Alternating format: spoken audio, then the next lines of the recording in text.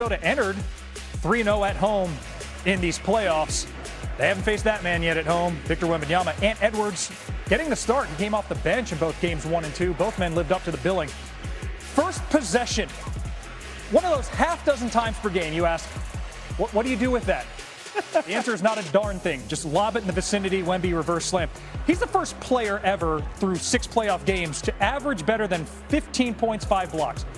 He had 5 blocks in this game and scored the team's first 7 points. So, off to a good start.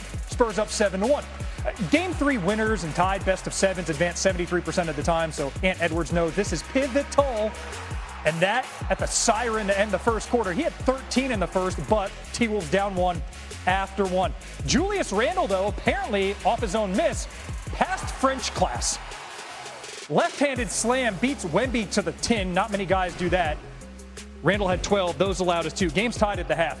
Then in the third quarter, it was the summer superhero epic. Alien versus Ant-Man. Wemby went 3 for 5 from 3. We're going to show you all 3 of his threes. Ant Edwards splits the double team, goes glass. He had a team-high 32. Wolves within 5. 2 minutes left in the third. Wemby, they've been physical with him, gets a tough bucket inside, switches hands left to right hand. San Antonio's up 7 as we head to the fourth. And then Wemby caught fire offensively. A barrage à trois. Had the first 7 points for the Spurs, and then he had 16 in the fourth. But Minnesota, they've been terrific in the fourth quarter in these playoffs. Rudy Gobert, second chance bucket, gets the hometown roll. 13-7 for the Stifle Tower. Wolves within 3. 3 minutes to play. Wemby, contested 3 over Gobert. He had 39 with 15 and 5 blocks. If that sounds impressive, it's because it is. Because in NBA playoff history, since blocks became a thing, Big Vic, the 4th player with 35 points, 15 boards, and 5 blocks. The other 3, strap in. Hakeem, who did it 3 times, Shaq did it 3 times, and Kareem Abdul-Jabbar. That's the company. Danny Green, welcome back into SportsCenter. Spurs take a 2-1 series lead. Outstanding game from Victor Wembanyama. This guy lacks precedent. We're also seeing him in road environments in which we've never seen before. Watching Wemby, what did you see? What did you learn in this road win Friday night? I saw a lot of maturity, not just in him, but in his whole group. The ball club was great tonight. They came out with a sense of urgency. They didn't start off slow. He had their first 7 points. I think it was 11-1 to start the game, and they had 18-3. They let him back in there because Minnesota's a good team. They fought, but he didn't settle. He got to the basket. He got closer to the basket. Made a lot of shots there before he started taking his threes. And once he starts knocking down threes, it's troublesome night. But Rudy, gave him a challenge. He tried to give him as much as he could. But Wemby was just in another zone tonight. He led his team to victory. Did what the stars are supposed to do. And as a young kid who's only been in his 3rd year, I think, and only his first time in the playoffs, he really showed a lot of veteran leadership tonight for that young group. Yeah, it feels like he and the rest of that Spurs team are learning on the fly and passing all of these exams with flying colors. But shifting over to the Minnesota side of this here equation, despite getting 32 from Ant-Man, not to mention that being a team high and the team high 14 boards that he pulled down, what more can Minnesota do to try to get this thing back on track in Game 4? Well, it's got to be their defense, right? That's what gives them the chance night in, night out, even when guys were out. They have Io back. They have Anthony Edwards back, but Dante's not right there right now. But they got to continue to be physical. Like Naz Reid was great tonight offensively. Julius was solid, but you got to give him a little more for Julius. But they got to keep Wemby away from the basket. Anthony left it all on the floor. He gave you 40 minutes, no minute restriction anymore. So he scored greatly. Naz scored greatly. They had some good production from other guys. But defensively, that's where it's got to start for them. You allow Spurs to get 115, it's going to be hard to keep up and score that when you're down bodies or guys that are hurt or a minute restriction and that sort. Anthony Edwards did more than we expected him to do. Even Rudy, you got to give Rudy a lot of credit. He fought Wemby tough in the paint. He didn't allow him to just get many rebounds, kind of beat him up some, and he scored double-digit points. So you got to find points as many places you can on the offensive end. But defense is where your staple is, and you got to be physical Wemby and not let him get close to the basket, get easy things going for himself to get a rhythm. It has been a physical series, and it looks like it's likely going to ramp up as it continues. Danny Green, we appreciate you here on SportsCenter. Thank you, guys. New on Sports Center, the wily vet from the San Antonio Spurs, De'Aaron Fox.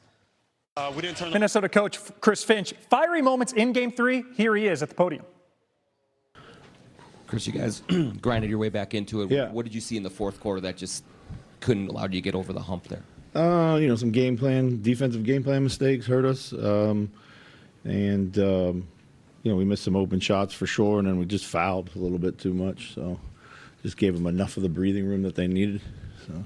In terms of the game plan mistakes, what were you seeing in the matchups? How are they losing track of those things?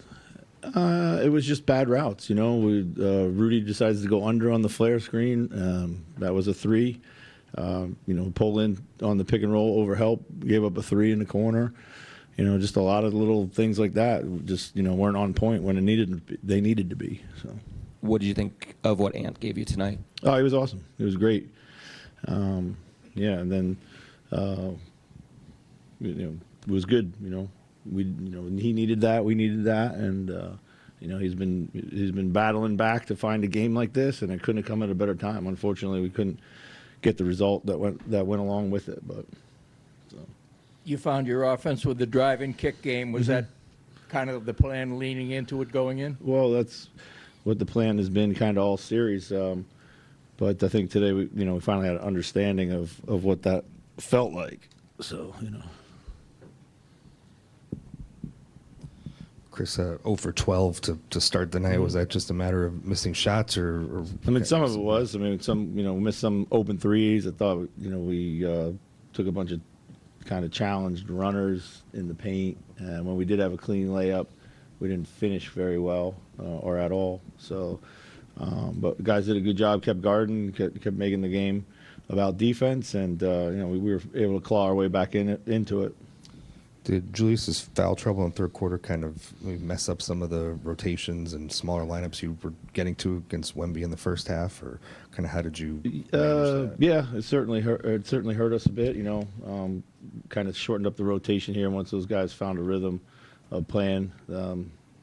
So when you do that and then you get foul trouble, it kind of really puts you behind. So, just generally, Chris, with that non-Rudy lineup, do you feel like that's really a weapon for you in this series?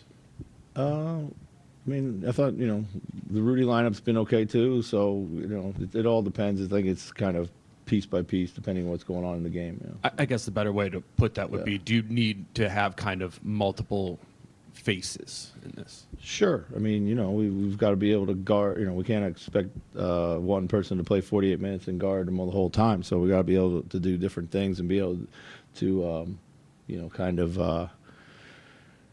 them different looks, that kind of thing. So. Yeah. Coach, we seem that we've kind of struggled all game to get a stop. Can you hear me? I missed the beginning of your. I said, it seemed that we struggled to get a stop the entire game. What adjustments do we need to make, both offensively and defensively, to even out the series? Well, I kind of disagree. I don't think we struggled to get stops. I think timely stops maybe, but not all game. I thought the game was shooting percentages were pretty low. They had a hot third quarter. That's really kind of where a lot of these shooting percentages that they have may have been elevated. I think they had 6 or 7 threes in the third quarter. So that was about transition, getting matched up early. And as far as adjustments, we'll continue to look at the tape and make those and go forward.